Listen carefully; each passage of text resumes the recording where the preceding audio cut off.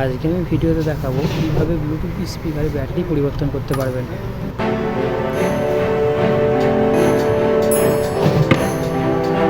তো আজকে করব যে ব্লুটুথ স্পিকারগুলো হয় এর একটা কমন সমস্যা হয়, কিছুদিন পরে ব্যাটারি ডাউন হয়ে যায়। কিছুক্ষণ গান চালালে 10-15 মিনিট পরে ব্যাটারি লো এরকম বলতে থাকে। তো এই বক্সটার একই সমস্যা। এই বক্সটাও মোটামুটি কেনার পরে বেশ কিছুদিন হয়েছে। তো এখন হচ্ছে এর ব্যাটারির সমস্যা, মানে চালানোর কিছুক্ষণ পর থেকেই ব্যাটারি লো বলে। তো আমরা এটা ব্যাটারি পরিবর্তন করবো। আর এর ব্যাটারি পরিবর্তন কীভাবে করতে হয় সেটা তোমাদের খুব সহজভাবে স্টেপ বাই স্টেপ তোমাদের দেখাবো।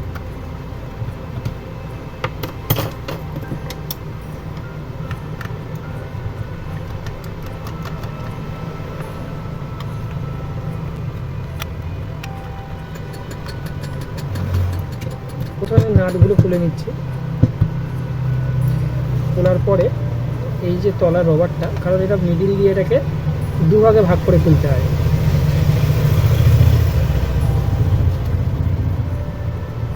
তো তলার রবারটাকে সরিয়ে নিচ্ছে আগে।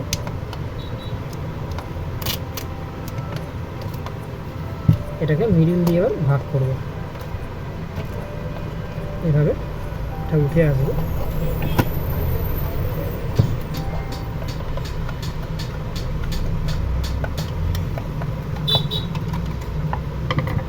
এটাকে এইভাবে এটা আলাদা হয়ে গেল।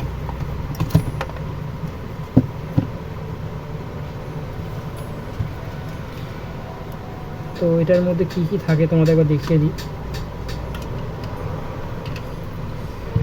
একটা স্পিকার থাকে, এটা 5 ওয়াটের হয়। কোনো বক্স এটা 10 ওয়াটের পর্যন্ত হয়। 10 ওয়াট কি এটাই আছে, 5 ওয়াটের স্পিকার একটা রয়েছে। তার সাথে রয়েছে একটা সার্কিট বা ব্লুটুথ কন্ট্রোলার যেটাকে বলা হয়। আর তার সাথে এই ব্যাটারিটা রয়েছে। যেহেতু ব্যাটারির সমস্যা, ব্যাটারিটা একবার পরিবর্তন করা হয়েছিল দেখে মনে হচ্ছে। তো ব্যাটারিটা আবারও যেহেতু সমস্যা হয়েছে, ব্যাটারিটাকে চেঞ্জ করা হবে এখন।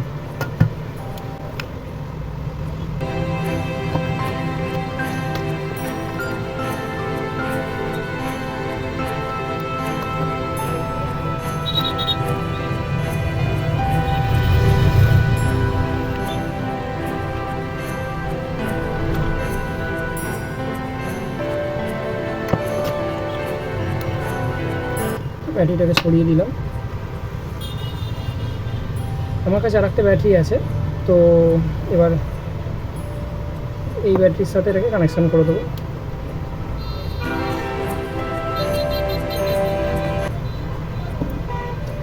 আর এটা থাকে যেটা রবার টাইপের, যেটা এটার বেসটা সৃষ্টি করে, বেশি পরিমাণ বেস করে। কারণ এখানে যখন স্পিকারটা বাজে, ভেতরে বক্সটা একটা হাওয়ার সৃষ্টি হয়, যেটা পিছন দিকে এটাকে ঠেলতে সাহায্য করে।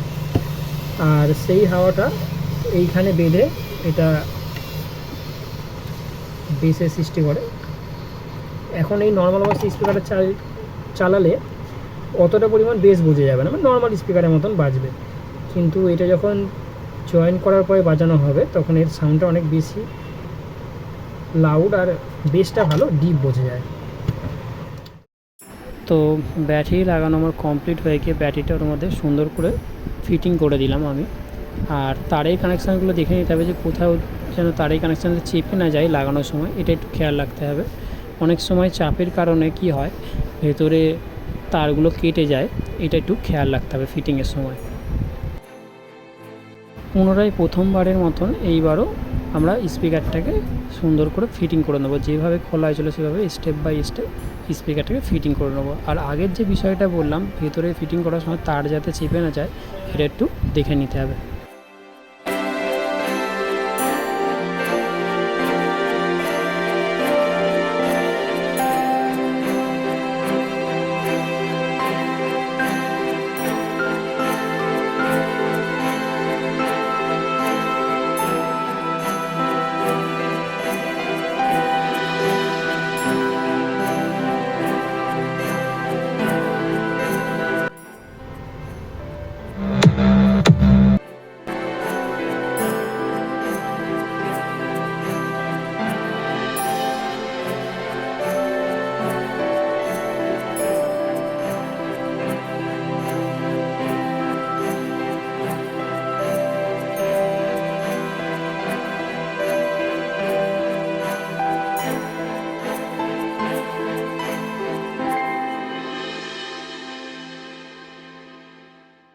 এইভাবে আপনারা অতি সহজে ব্লুটুথ স্পিকারগুলোকে ঠিক করতে পারবেন।